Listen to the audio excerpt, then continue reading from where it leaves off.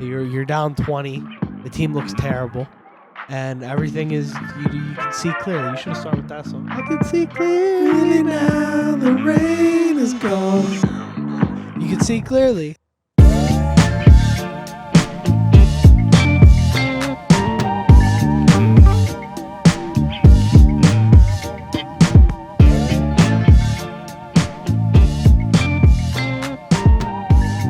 All right, we're rolling.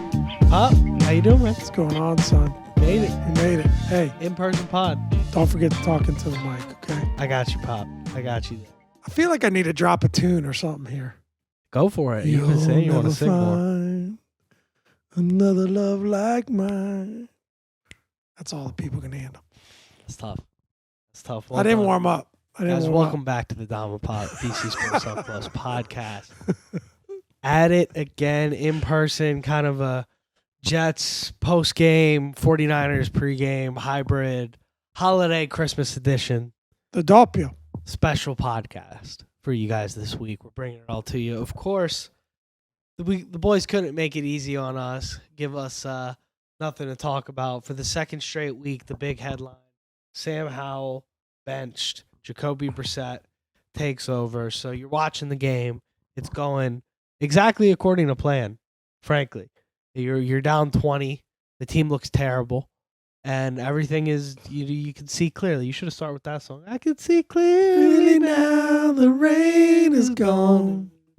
You can see clearly that this team's a nightmare. Quarterback's going to be an issue, and we're gonna have to figure it out with the number 3 overall draft pick. Shout out to the Patriots. And then Howell gets benched. Brissett comes in, and he channels that number 12. Starts looking like Tom Brady out there, flinging the ball around the yard for the second week in a row. Bieniemy all of a sudden remembers how to call an offense. They're running the football, the run and play action from under center, all kinds of different looks that we haven't seen that we've been begging for all year. And we score 3 touchdowns. We bring it all the way back. We're up 28 to 27. We get a stop. We get the ball back. And I'm going, oh my God, this is the worst. This is absolutely nuclear. This is the worst possible thing that can happen. But I think we ran the tank offense and defense in that sequence after that. Thank God. Josh Harris made a few phone calls. Greg Zuerlein came out, nailed a 54-yarder, ended the game. Thank goodness. Yeah. Crazy to see what's happening with Sam Howell. 3-4 weeks ago, I think I would say it's safe to say the majority of the fan base, a lot of the pundits on the radio and TV or whatever was saying we found our guy. And now all of a sudden it just seems like the wheels have come off the cart with Sam. What's your take on that? Where are you at with Sam Howell at this point? He's completely come unraveled in real time. It's really sad to see. I tweeted that it was over and that we broke Sam Howell. And it's the nature of the platform. You kind of have to be a little more blunt. You got limited characters to work with. People don't want nuanced takes on Twitter. And I think it's over is more indicative of the situation we're in, the draft pick that we have coming up. The era of Howell being the undisputed QB1 on the roster with no competition is over. I'm not saying Sam Howell's career is over, but I think you look at the draft pick we have, you look at the way he's playing now, you look at some of the issues that we had earlier in the year still haven't been resolved. You just look at what this team's going to need, what the fan base is going to need, the new ownership, new GM, the whole thing. They're going to go quarterback if they're drafting number 3 overall. If you have an opportunity to get a guy like Drake May, you're not going to repeat the same mistake you made with Haskins and pass on Justin Herbert or Tua. You're going to go quarterback there, right? So that's more what I meant. I still think he can maybe get it back, sit for a year, get his confidence right. I don't know how that's going to work, but I don't think it necessarily will take a year. I mean, we're a hot take, quick take society, right? And the same people that were saying he's the guy a few weeks ago are now reversing course entirely. And I get that from what we see on the field, it's very concerning. I mean, I was out in the game in LA, and you can clearly see that, like I told you, he wasn't releasing Got the ball the yips from the almost. pocket, right? He was very hesitant. That's a big difference you see when Brissett gets in the game. But I still think two things can be true at once. Sam, I'm not sitting here defending Sam Howell and his performance. But we said earlier in the season, we were like, wow, he's just been thrown in the deep end. Eric Bieniemy is not doing him any favors. I mean, Ron Rivera put the entire success or failure of the season for this team. He didn't make it about wins and losses. He made it about the development of the quarterback. And he put the weight of the world on this kid's shoulders as a first-year player. It's absolutely ridiculous. This coaching has been absolutely horrible. I can't wait for these guys to be gone and out of here. People want to defend Eric Bieniemy. I mean, everyone's looking at it going, why don't we run the ball more? Opposing defenses and coaches laugh out loud from the reports we're hearing about the lack of balance on this team. They've created such a high degree of difficulty for any rookie quarterback. Forget about Sam Howell. For any rookie quarterback, and to be honest with you, any quarterback not named Pat Mahomes to perform well in. And yeah, Brissett comes in and he plays really well 2 weeks in a row, but it's a very different context. It's a very different situation. The defenders on the Jets admitted that they changed the way they were playing defense once Brissett came in. And I'm not taking away Coach Jacoby because I love Jacoby. And again, I'm not defending Sam Howell. I agree with you. We can't go into next season with Sam Howell as QB1. We just can't. His confidence is shattered. I do believe, though, and I draw the comparison with Kirk Cousins, that you saw what happened to Kirk. We saw Kirk in year 2 when he got the opportunity to play. He came completely unglued. I, at that time, thought this guy will never amount to anything. He's got a confidence problem. I think Sam is a tough kid. I think he's going to bounce back. I think he's going to learn from this. And what a class act Jacoby Brissett is.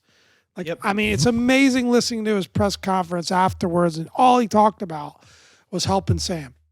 And, a lot of athletes would have gotten upset. Maybe it's a little bit of a knock on Jacoby from a competitive nature, but what a great dude. And I think Sam has got ball to play in this league, and I'd like to see him stick around. But we're gonna need to find another QB1 for next season, no doubt about it. And to be honest, it puts us in a pretty tough spot because quarterback, as best we say, it's a crapshoot. And we're going to pick one of these guys in the top 3, maybe trade up. We'll all get excited about it, but we don't know how it's going to work out. And then, what do we do? Do we waste additional draft picks on trading up for Caleb Williams? And it doesn't change the fact that we got a horrible offensive line and a lot of other holes to fill on this roster. So it's disappointing. What do you think we need to do next game? We're just shy. Ron had his press conference. We're recording this on Tuesday. He didn't announce a starter. Do you think we should start Howell or Brissett quickly? Because I guess this will be old news by the time a lot of people listen to this. Yeah, I mean, if you're trying to... it's just, I don't think it matters, honestly. I think it matters. I don't think it matters against that San Francisco defense, especially they're going to be coming in pissed off after what Baltimore did to them last night. But Brissett, I guess if you're trying to give yourself the best chance to win, there's just no argument that Brissett's the guy right now. I don't think it's about giving your best chance to win. I think it's more about you just can't put Sam back out there against that defense. It'll be a disaster. Yeah, at this point. That's fair. And I think it's more about that. I don't think this team's winning that game, regardless of who's quarterbacking. But I think if you do want to have a respectable performance, at this point, I don't think it's permanent, but at this point in time, Sam is shattered. Yeah, I agree. And I think putting him out there against that 49ers defense that needs to make a statement is just stupid. But I do think he's going to bounce back. And I think in off season, I don't think he needs to sit a whole year. an off season will go a long way, and he can compete with whoever else we bring in here. And it's an interesting dilemma though with Brissett. Like, who'd you rather bring back, Sam or Jacoby? It is because with Sam, we could talk about that more later, but that's an interesting yeah. question. Let's talk it into that right now. That's it's a little too much for this pod. We got all off season to debate it. Yep. It is interesting though. It's threw me for one there. Yeah. Let's go ahead and get into the 49ers pregame for what we didn't do the awards. Dom's still coming back from the IR. So just a little how you doing left in the chest. I'm all right, but you want to take the lead here? Are you good? No. Go ahead. Okay. So for Sauce Award, we got Greg Zuerlein. Thank goodness he hit that 54-yard Greg the leg field goal. At the end, it was a perfect scenario. We come back, we take the lead. The boys played well, in the second half. We'll get into the first half in a minute here.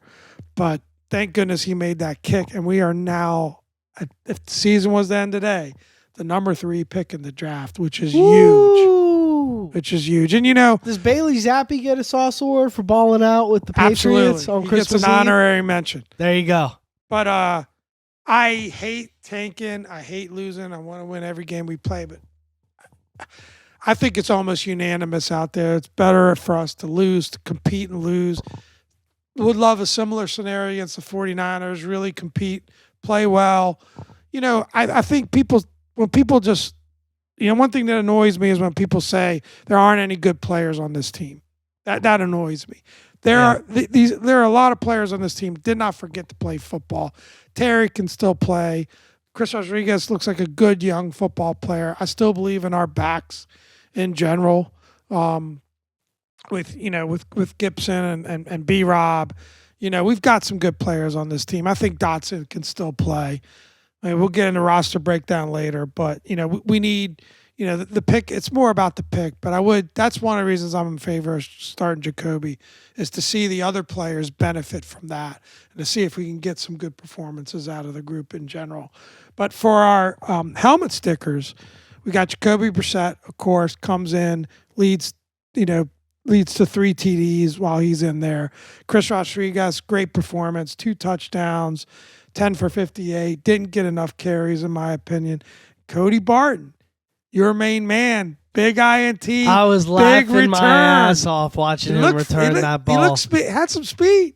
That's why we brought him in. He's a fast guy. He's an athlete, man. Jacoby, or what's his name? Cody Barton. Cody Barton. I was ready to say Jacoby Brissett. He's an athlete. Cody Barton. Watch out for him. Watch out for Quiznos in the open field, baby. He was shifty. Quiznos.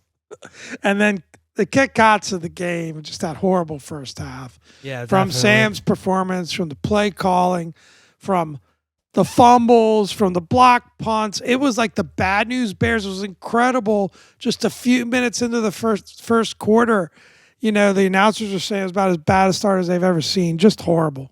Yeah, I mean, you can't get worse than that. No, it was just maybe we can even call it the first quarter, but it's awful. And at a certain point, it really did. It really started to feel like that. It was just terrible. And that, we come right out, run one of those Eric Bieniemy swing screens to Curtis Samuel, and he does a volleyball set into the air. He doesn't catch it. And then the next one, same thing with Logan Thomas. It looked like he was trying to pop it up into the air for an interception, and you just feel like that set the tone right away. Right. Because you could see Bieniemy was kind of trying to just get Howell into a rhythm, let him zip the ball out there, get the guys in the open field, and there was just no hope. Tough start to that game. Good finish to that game, thankfully. I hate being in tank mode too, but honestly, I'm so mad at Ron at this point. I want this to look as ugly as possible. I'm just so upset. I agree with that take. I mean, just what a disservice. I tweeted out about the linebacker situation. This guy played linebacker. And you watched last night, you watched the 49ers and the Ravens. It's the 4 best linebackers in the NFL going against each other on the 2 best teams in the NFL with 2 of the 3 best defenses in the NFL. That's not a coincidence. And the guy played linebacker, and he's decided that position doesn't matter. He set the entire season. I mean, I said it, but it's worth reiterating, right? He set the entire season. He put the entire season on a quarterback shoulder who was unproven, and it's his judgment is just awful, And we went in, I've said it again. Like his end of season press conference last year, he talked about being a running football team. That's the personality of this team. Run first. Which, by the way, what are the two teams that played a hell of a football game last night, Ravens and 49ers, have in common? Run first offenses. Right. And why do you think Brock Purdy's had the success he's had, although he sucked last night? Because Christian McCaffrey's the most valuable football player in the NFL. But we go out and get a pass-first coordinator with a first-year quarterback, and we have no personality on this football team. We have no direction. We have no guidance.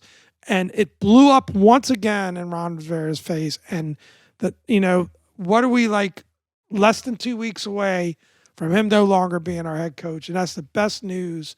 And no longer been the leader of this organization. And I've apologized for it in the past, but as a football, as a leader of this football team, he has completely failed. Awful. Nice guy, but completely. Yeah, I mean, kind dude, like I said, kind of guy you like to get an ice cream cone with, right? But just like you said, as a leader of men, as a leader of this football team, as a general manager, as a head coach, the whole thing has just been terrible from the top down. Yeah, I think we can all agree on that. We'll have a full uncensored podcast for the Black Monday pod. So 14 more days, guys. Hang strong until then. But let's go ahead and let's get into the 49ers pregame here. So, Niners coming off a loss to the Ravens. They got absolutely just rocked. Brock Purdy looked pretty bad. Was kind of seeing ghosts out there. 4 interceptions. He got a stinger. And then Sam Darnold came in. Looked like he was healthy. And then you saw him kind of telling Shanahan, Coach, I'm good. And Shanahan smartly had the play sheet up so he couldn't read his lips. But you got to imagine he said something along the lines of, Brock, you've thrown 4 picks tonight. I'm not putting you back in the football game. You look terrible out there. And they actually had an opportunity there, right? Arnold looked half decent until he took that sack. But, I mean, look, you guys know the San Francisco 49ers. It's the best, most talented team in football, top down, minus the quarterback position. 52 out of 53 of the men on that roster are elite. And then you've got Brock Purdy, who, when he's playing within himself and he's doing what he knows he's capable of doing and he's confident, he's a great game manager at worst. He's a really good game managing quarterback. Certainly I wouldn't enough. Put great by his name by any means, but Trevor Siemian was enough to hang 27 on this defense. Yeah. So Brock Purdy, I'm not too worried about in that regard. I don't think we have a chance at hell. We abandoned the keys to the victory. Going to talk about just more generally what would we like to see, because at this point we don't want to win. Well, it's a team full of weapons. I mean, why don't you just touch on the 49ers weapons real Christian quick. McCaffrey, Debo Samuel. Offensively and defensively, right? Yeah, Christian McCaffrey, Debo Samuel, Brandon Ayuk, George Kittle. I mean, even Juwan Jennings That's is a why good Brock football Purdy's player. successful. Of course, yeah. And something to monitor, they were down to their 3rd string left tackle tonight. Yeah. Trent Williams tweaked his groin. The backup got hurt. So I don't know how maybe their backup right tackle swung over. I don't know how they made it work. But that was a factor late in that game. So that's something to keep in mind. We're still not doing great on the pass rush front. So not too worried about that. I think Trent Williams will probably be fine. It didn't look like that serious. He was walking around and all that. I think it was, you wonder if that game was back and forth the whole night and Brock hadn't thrown 4 interceptions. Maybe Trent Williams plays through that tweaked groin. But things start to fall apart at a certain point. You're looking at a Super Bowl run. Tonight's not your night. Let the guy get a breath, right? Yeah. Defensively, Nick Bosa, Chase Young, Dre Greenlaw, Javon Hargrave, Fred Warner. That's not even to mention their secondary, which is great. This is why I love the Dom scouting report. Listen to this kid. I couldn't name 3 I players. was going to say, do any of those names ring a bell to you? They all ring a bell. But if you ask me to remember them off the top of my head, I'd have a hard time. I got a problem, Pop. I got a problem. It's awesome. Something's wrong. The San Fran's still number 1 seed in the conference, so the game definitely means a lot to them. They've got to win out in order to maintain that status at this point. Yeah. They control their own destiny, but they do have to win the next 2 games. They don't have to mathematically, but that's the way to guarantee it. Yeah. Without needing help. If they want to control their own destiny, they need to win out. Yeah. You're right. Game means something to them. They're going to smack us. 13.5 points for the 49ers, just to give you guys an idea. We're going to do the predictions in a second. But that's where the expectations we've are. seen them swoon a little bit in situations, especially when they've been nicked up. So you brought up the offensive line, and I think if Jacoby does start, I think we're going to see a different look out of that offense than what we've been seeing, a more confident look. So you never know; it could end up being a bit more competitive than we think. But maybe we'll see. I mean, the thing is, it sounds crazy, but I think their defense actually played pretty decent against the Ravens last night. It was just Lamar standing on his head and making all these off-schedule plays. Whenever your offense keeps turning the ball over, right, it's tough on a defense. Exactly. Yeah. So I think Jacoby, Sam, don't necessarily think it matters. But, Pop, what are some things you want to see in this game? We know we want to see a loss. We're playing for draft position at this point. Yeah, no keys to victory, unfortunately. Yeah, we decided to skip over that. But what are some things you want to see from the team? Any individuals or maybe just some general team performance things you're looking for? I mean, just maybe it's an old man reference, but not go out there and look like the bad news bears. I mean, just let's look like a solid performing football team. And that's why I'd like to see Jacoby in, because it'd just be interesting to see how they perform. And I do think it would do Sam some good to take a step back, but really just to compete, and not to do it in garbage time where we just sort of make a run at it and come back. Although we did take the lead against the Jets, which credit is due there. But yeah, just to see him compete, have a competitive football game, and not just embarrass ourselves out there. It's a low bar. That's about as good as I got, though. Yeah, I'm with you. I think I would. And see some good individual performances, see maybe a Chris Rodriguez play well, see some good things out of our receivers, maybe a Dotson, have a good game. Defensively, same thing. Seemed like we got, a little bit better performance out of our young corners. Maybe see a little bit of that continue. See some of the young guys flash. Forbes played anyway a little better. Yeah, this past game.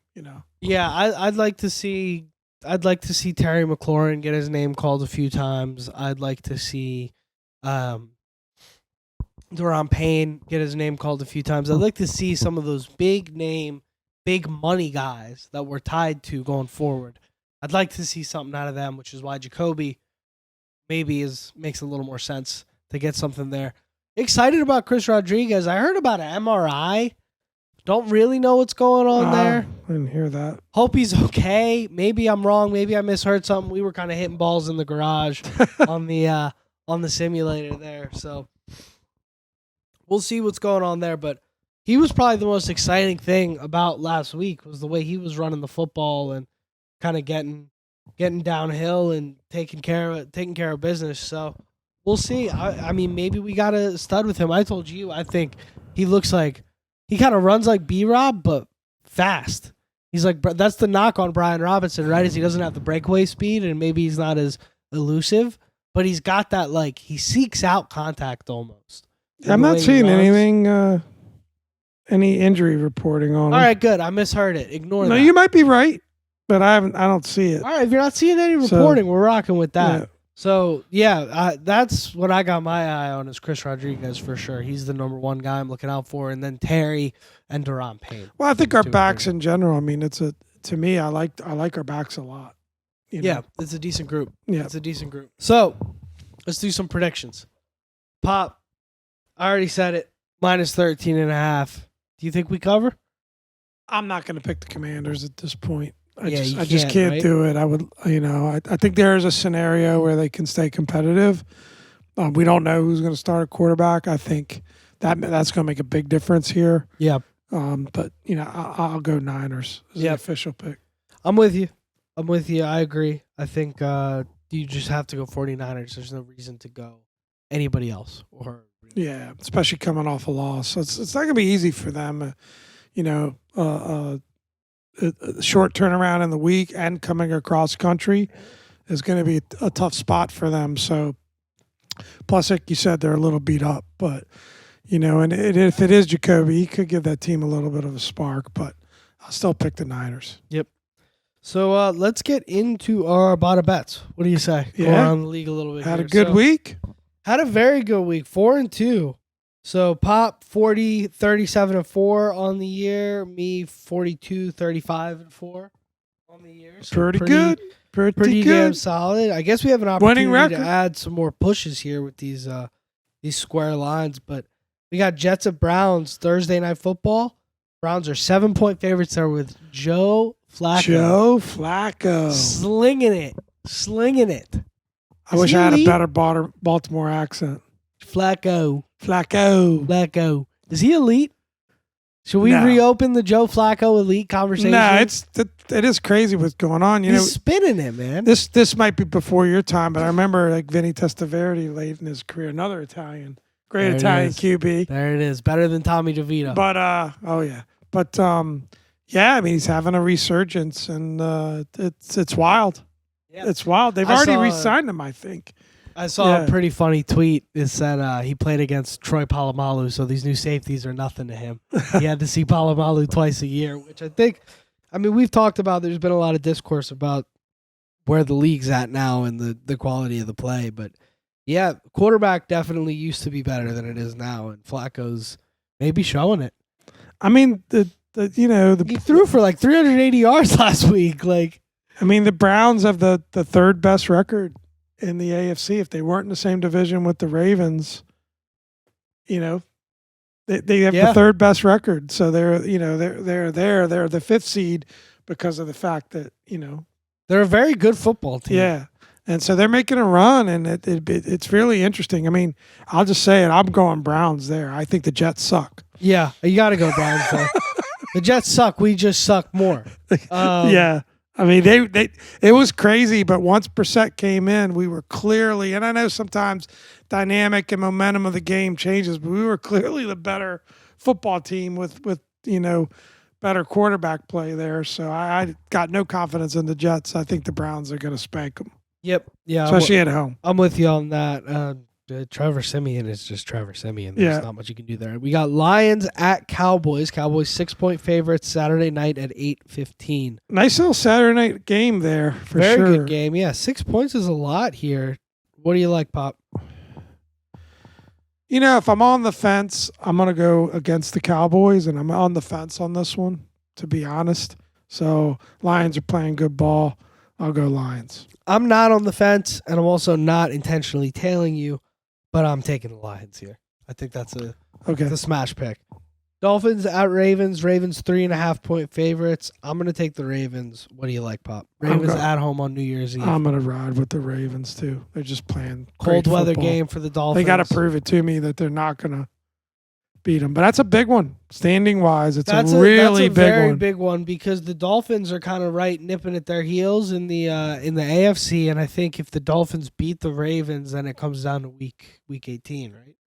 I don't know who's got the tiebreak on that, but I guess head-to-head.